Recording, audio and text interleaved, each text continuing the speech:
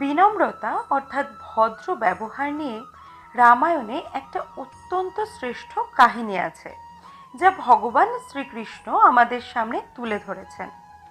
এই কাহিনীটি খুব অমূল্য শিক্ষা দান করে।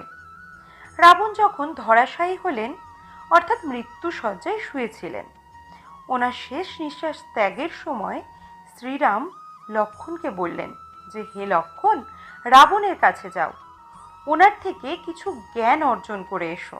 উনি হলেন মহাজ্ঞানী, আর ওনার থেকে জ্ঞান অর্জনের এটাই শ্রেষ্ঠ সুযোগ। লক্ষ্মণ প্রথমে মানতে চাইলেন না, কিন্তু শ্রীরাম বোঝানোর পরে লক্ষ্মণ ওনার কাছে গেলেন। রাবণের মাথার কাছে গিয়ে বসলেন আর বললেন, দাদা বলেছে আপনার থেকে জ্ঞান অর্জন করতে। রাবণ কিছুই বললেন না। লক্ষ্মণ বললেন, আপনি তো দেখছি খুব অহংকারী। মৃত্যুশয্যায় শুয়ে আছেন, শেষ নিঃশ্বাস ত্যাগ করতে চলেছেন, আর তাও এত অহংকার। রাবণ বললেন, নিজের দাদা রামকে ডাকো। শ্রীরাম এলেন, রাবণের পায়ের কাছে এসে দাঁড়ালেন। উনি নিজের হাত জোর করলেন আর বললেন, হে মহাপণ্ডিত রাবণ, আপনি হলেন মহাজ্ঞানী, দয়া করে আমাদের কিছু জ্ঞান প্রদান করুন।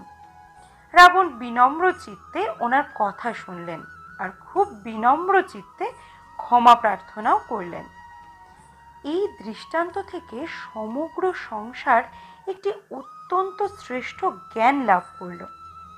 আচ্ছা, এর দ্বারা আমরা ঠিক কি শিক্ষা লাভ করি? রাম এবং লক্ষ্মণ দুজনেই ছিলেন তেজস্বী, দুজনেই ছিলেন শ্রেষ্ঠ, ছিলেন বীর, ছিলেন বলবান।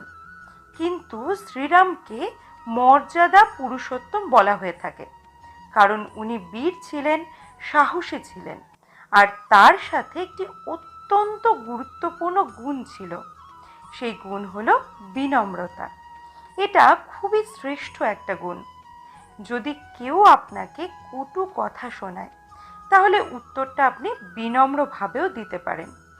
এই বিনম্রতা এমন এক আবেগ যেটা দেখে মনে হবে কোমল, কিন্তু এটা এতটাই প্রবল অস্ত্র, এমন একটা অস্ত্র যেটা সকলকে নিরস্ত্র করে দিতে পারে। যদি আপনি সাহসী হন এবং বিনম্র হন, তাহলে আপনি বিজয়ী হবেন। যদি আপনি জ্ঞানী হন এবং বিনম্র হন, তাহলে আপনি অবশ্যই মহাজ্ঞানী হয়ে উঠবেন। তাই নিজের মনে বিনম্রতাকে ধরে রাখুন আর মানুষকে ভালোবাসতে শিখুন।